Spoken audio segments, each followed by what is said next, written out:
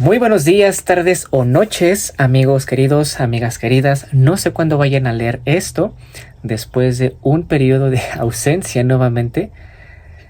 Me encuentro aquí con ustedes para platicar un rato, para que me escuchen, para que puedan ver, escuchar este podcast en cualquier momento del día en el que ustedes lo deseen y de acuerdo a lo que estén haciendo. En el trabajo, camino a su trabajo, en la oficina, en el gimnasio, etc. Este trabajo nuevo, este nuevo capítulo que se titula Los Testamentos de Culhuacán, es un documento bastante interesante, bastante bonito, porque en la mayoría de los escritos son de mujeres del siglo XVI, mujeres indígenas. La forma en cómo quiero hablar primero de este capítulo es bastante interesante, bastante particular, porque por ahí me vi envuelto en una polémica en TikTok en el que se me está ahí cosas, ya saben, cosas en las que según las mujeres no tienen capacidad de agencia. Aquí, y esto se vio envuelto, en una polémica donde se menciona que los gobernantes, para poder acceder a los tronos, tenían que casarse con la hija anterior del gobernante anterior, valga la redundancia. Entonces esto no es posible en Mesoamérica. Por ahí después salieron en comentarios que había justamente mujeres que tenían capacidad de agencia, pero ya no es periodo prehispánico, etc. Entonces, dentro de estos comentarios salió justamente este documento que es los testamentos de Culhuacán. Únicamente se refieren a este señorío o lo que actualmente es Culhuacán o lo que era el señorío de Culhuacán, que Culhuacán también es un lugar que ha tenido muchísima historia desde la peregrinación de los mexicas. Por ahí se casan con una de las mujeres del gobernante, con las hijas quiero decir, y después la sacrifican. La sacrifican en la veintena de Ochpanistli, para ser precisos. Y posteriormente, pues bueno, vienen ya otra serie de cosas respecto a Culhuacán, pero este es como uno de los pasajes más interesantes. Y en la introducción se menciona que las mujeres de Culhuacán, ya metiéndonos al documento, Testamentos de Mujeres Indígenas de Culhuacán del siglo XVI, es el sexto volumen de nuestra colección y se trata de una edición bilingüe náhuatl-castellano de 24 testamentos. Aquí solamente vamos a analizar algunos cuantos. Y estos testamentos fueron dictados por las mismas mujeres a los escribas indígenas entre los años de 1577 y 1589. La razón de los decesos aquí en la parte de la introducción nos menciona que tiene que ver con las pestes que estaban azotando la Nueva España en esos momentos, específicamente las del Cocolistli, que estos documentos, que esta peste pues afectó principalmente a los indígenas. Ahora, el cómo estas mujeres, a pesar de que en algunos momentos, o sea, el texto da a entender que ellas tienen estas posesiones porque son mujeres indígenas de la nobleza. Entonces la corona les permitió a la parte de la nobleza indígena tener sus títulos nobiliarios, tener sus propiedades, etc. Y así se fueron heredando posteriormente o generacionalmente. Entonces las propiedades van a ser completamente distintas, inclusive como las podemos entender hoy. Se menciona el interés por editar los testamentos radica en que nos permite conocer de primera mano distintos aspectos de la vida de las mujeres de aquella época. Pero sobre todo da cuenta de las mujeres indígenas tenían propiedades que incluían grandes extensiones de terreno, hilados, telares, piedras y pigmentos, entre otras cosas. Además de poseer dichos bienes, cada una de estas mujeres podía heredar su patrimonio como quisiera. Y aquí yo también agregaría a quien quisiera. Entonces, recordemos también que muchos españoles se casaban con las nobles indígenas pues para poder tener acceso a todas estas propiedades, todas estas tierras, pero ellas se los transmitieron a sus hijos, a sus sobrinos, entre muchos otros herederos que no precisamente tienen que ver con lazos de parentesco cercanos. Entonces, bastante interesantes. Yo estaba viendo algunos y quiero comenzar justamente con el testamento de una mujer indígena que es pues cercana también a un hombre. Ahorita les voy a dar el nombre justamente de este personaje para poder ya analizar justamente lo que son los testamentos y qué es lo que viene escrito, o sea, cómo eran estas herencias para estos momentos. Pues dicho documento es de María Tiacapan, esposa de Andrés Ignotl. Y el texto comienza de esta manera: en el nombre sea de Dios, María Tiacapan, Santa María Magdalena, esposa de Andrés Ignotl. En el nombre de nuestro Señor Jesucristo y de su preciosa Madre Santa María, eternamente Virgen verdadera, sepan todos los que ven y leen este documento que yo, María Tiacapan, viuda del barrio de Santísima María Magdalena, Chihuatecpan, aun cuando estoy enferma, no obstante mi espíritu y alma están tranquilos y saludables. Yo verdaderamente creo en la Santa Trinidad, en el Padre, en el Hijo y en Dios Espíritu Santo, cuya esencia es solo una, y creo todo lo que la Santa Iglesia de Roma cree. Con la invocación y las súplicas a Dios nuestro Señor, yo hago y ordeno esto: mi testamento, mi voluntad, yo ordenaré. Primero, yo declaro que daré mi espíritu y mi alma a nuestro Señor Dios, porque Él la hizo y vino a redimirnos con su preciosa sangre aquí, en la tierra. Dejen que Él use donde le plazca, déjenlo tomarla, y mi cuerpo se lo doy a la tierra, porque de la tierra viene. También declaro que, cuando yo muera, mi cuerpo será enterrado en nuestra iglesia de San Juan Evangelista. Yo declaro que la casa donde estoy, que mira al oeste, y otra que mira hacia Xochimilco, con tierra de 9 matl y un yolotli de largo y 4 matl de fondo, hacia Huitzilopochtli. Permítanme porque viene la parte en náhuatl. Repito, estos testamentos vienen primero en náhuatl y posteriormente la traducción al español. Y continúa: y todo esto se lo doy a mi sobrino Gaspar Cuetli. Y si él me favoreciera con una misa, también le doy todas las 15 chinampas de la casa. Nadie debe codiciarle nada a él. Y yo declaro que tengo una casa que mira al oeste con 6 matl, un yolotli de largo y 4 matl de fondo. Y yo le doy toda ella a mi sobrino llamado Melchor Tlecanen. Yo le asigno esto a él, y nadie debe quitárselo o codiciárselo. Y le doy también las chinampas de la casa que él ya está trabajando. Yo declaro que tengo una tierra seca en Huizachtlan, 20 unidades de medida en todos sus lados, junto al campo de Miguel Telles. Y yo digo que se la doy toda a mi sobrino Lorenzo Yao Xochiquitl. Nadie debe codiciársela.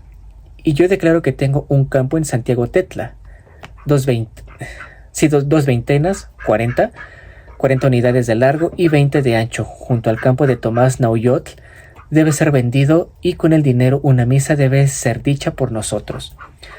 Yo declaro que las 80 tablillas de madera y las 25 pilas de leña y una viga y 2 columnas cuadradas y un dintel y 2 gruesos palos y 5 esquinas de casa y un cuapantli de piedra se debe vender para que una misa sea dicha por nosotros dos, yo y mi difunto esposo Andrés Vázquez, y también que el cofre que no tiene llave debe ser vendido y una misa será dicha por mí.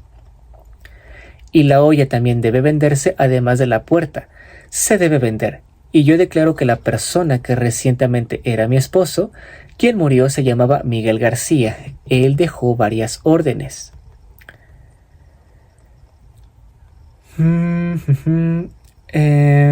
respecto de su propiedad, me las confirió todas a mí y ahora yo las estoy dividiendo. Justamente lo que les comentaba hace unos momentos. Estas herencias que son de estas mujeres son básicamente propiedad de, en este caso, de su esposo. Él al morir se las deja a ella y ella justamente comienza a repartir a quien le plazca. Este es como el poder, pero esto no necesariamente es lo que yo comentaba en esta polémica en la que me vi involucrado, un matrilinaje o una matrilínea, porque la sucesión viene directamente de un hombre, entonces él es el poseedor de esa tierra, no precisamente la madre, que es en este punto cuando ella les va a dejar las tierras, repito, pero hasta cierto punto tendríamos que revisar más el linaje del padre, bueno, de su esposo, de María, así como el linaje de ella, para saber si en efecto podemos hablar de matrilinaje o patrilinaje. Pero es interesante estos matices.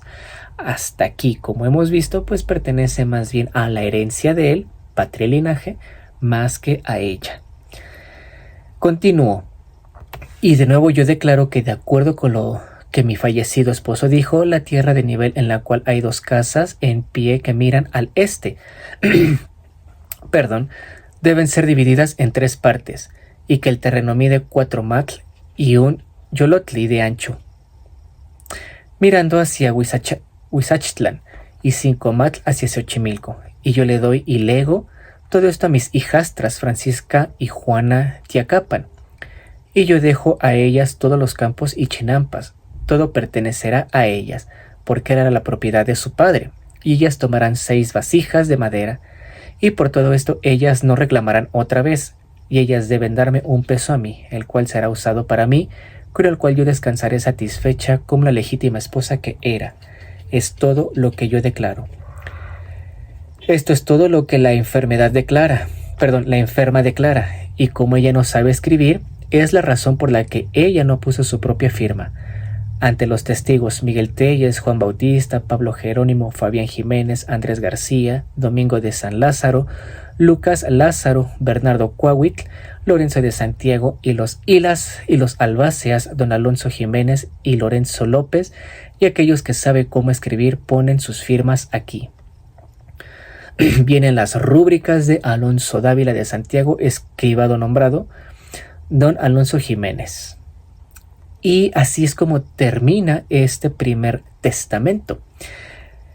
Es bastante interesante porque aún para 1570-80 las personas continúan con las orientaciones de sus casas hacia el este, hacia el oeste.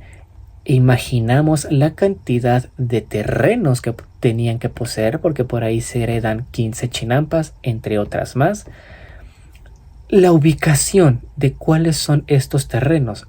La casa mira hacia Xochimilco, hacia el este.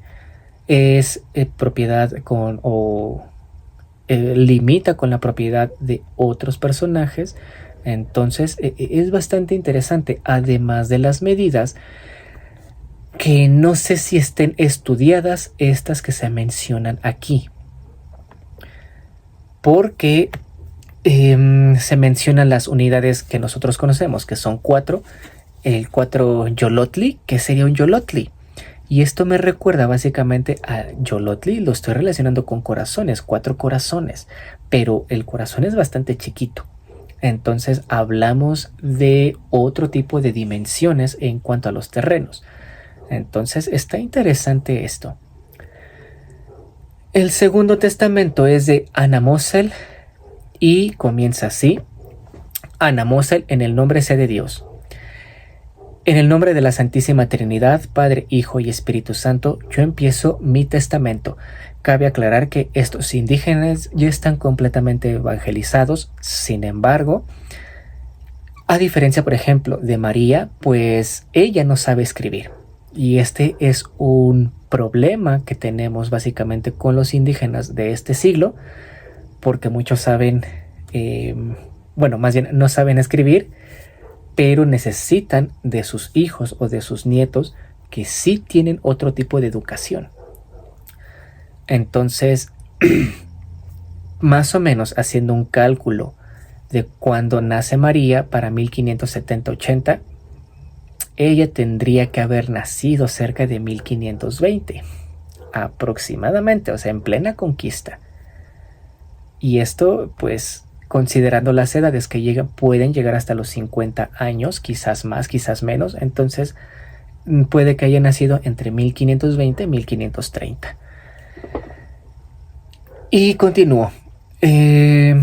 Sepan todos los que vean este testamento que yo, Ana Mosel, cuyo hogar está aquí en Culhuacán, en el barrio de Coatlán, Mozostitlán, hago mi testamento, aun cuando mi cuerpo está enfermo. Mi espíritu y mi voluntad, mi alma y mi entendimiento están tranquilos y saludables.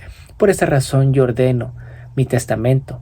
Aquí está mi voluntad, para que siempre sea obedecida y nadie vaya contra ella. Esto es lo que ahora yo comienzo. Antes que nada, yo pongo mi alma en las manos de Dios nuestro Señor. Yo le pido me favorezca, me perdone todos mis pecados y que me lleve a su hogar en el cielo cuando mi alma abandone mi cuerpo. Y yo quiero que mi cuerpo sea enterrado junto en la iglesia. Y como una especial ayuda a mi alma para que no permanezca demasiado en el purgatorio, yo quiero una vigilia y una misa cuando mi cuerpo sea enterrado.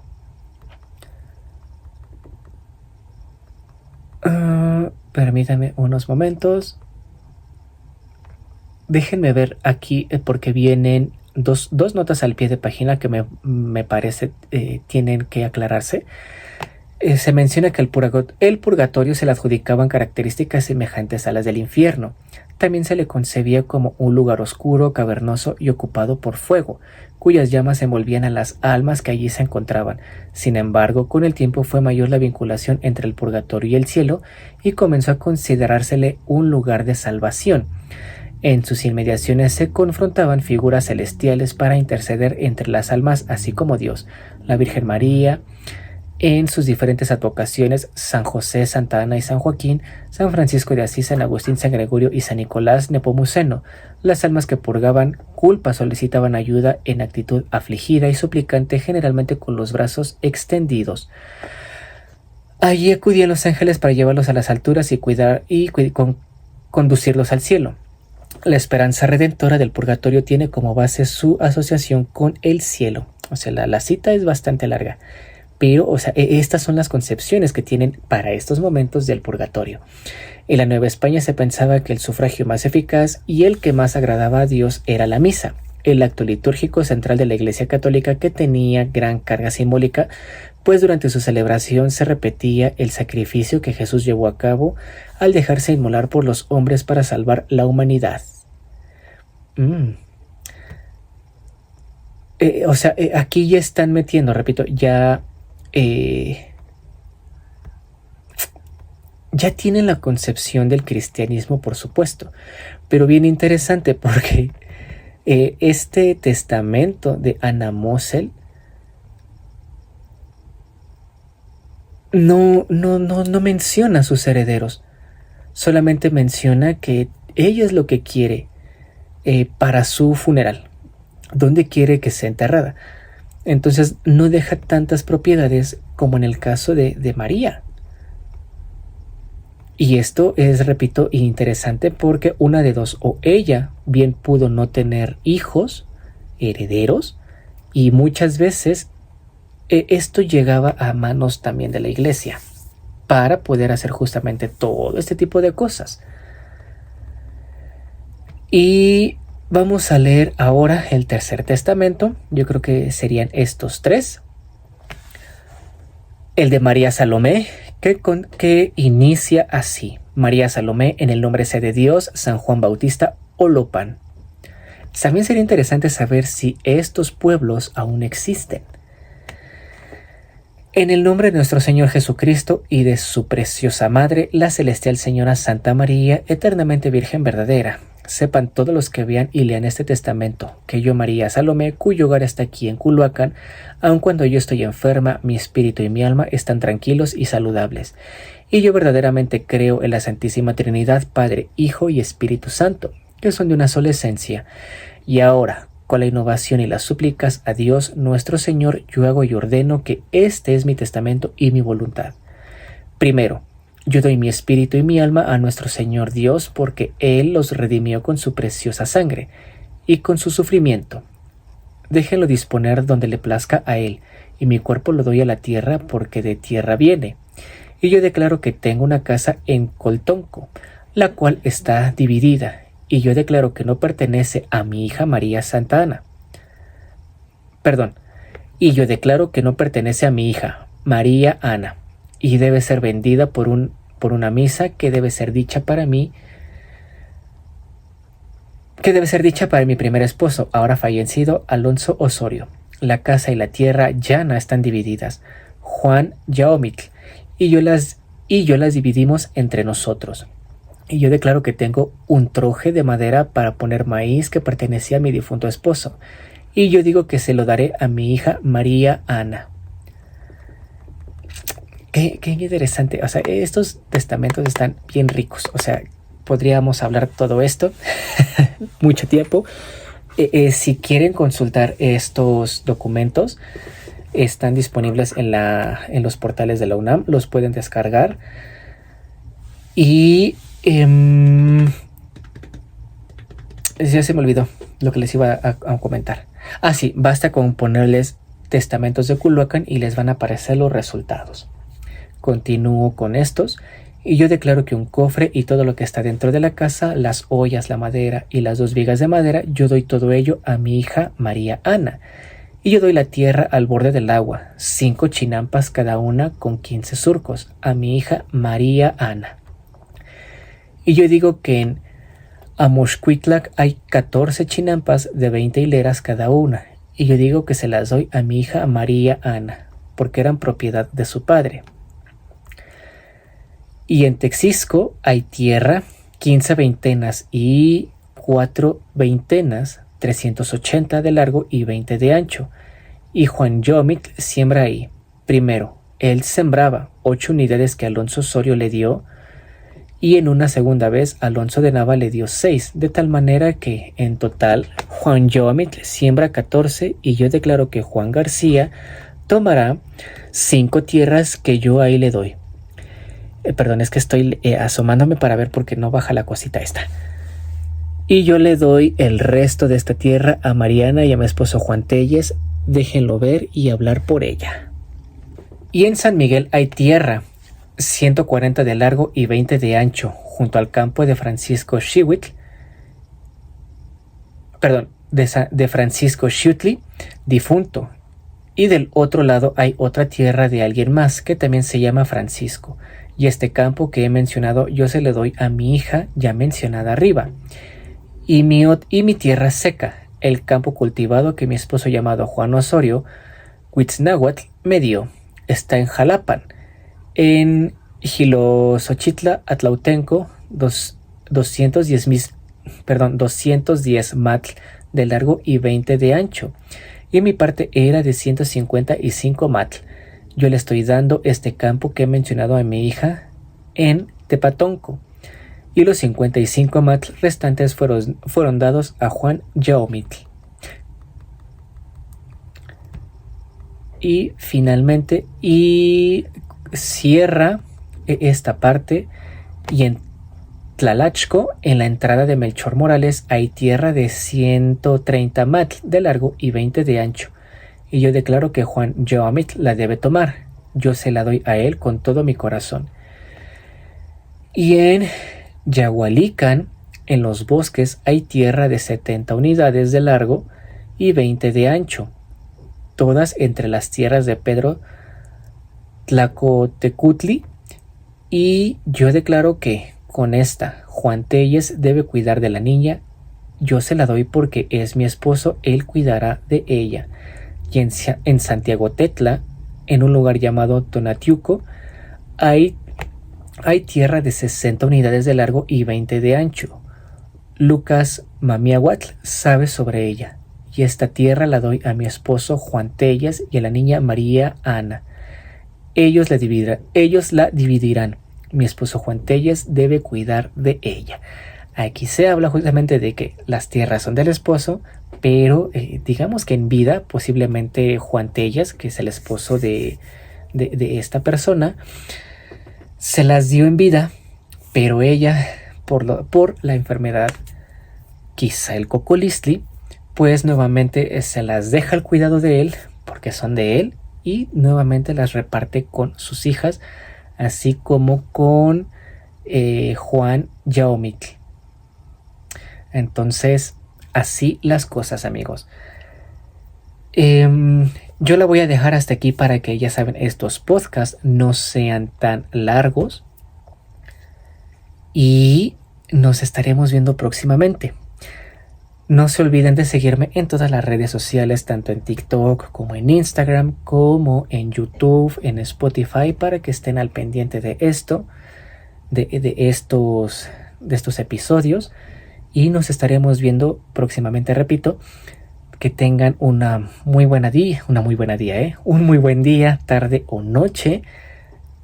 Espero que les haya gustado este capítulo. Estos 3 testamentos fueron los 3 primeros que aparecen en esta compilación. Así que ya saben dónde buscarlos para que, si ustedes gustan, lean el resto, porque hay un testamento que está dedicado justamente a las ánimas del purgatorio. Entonces, ahí se los dejo. Cuídense mucho y tengan buena noche.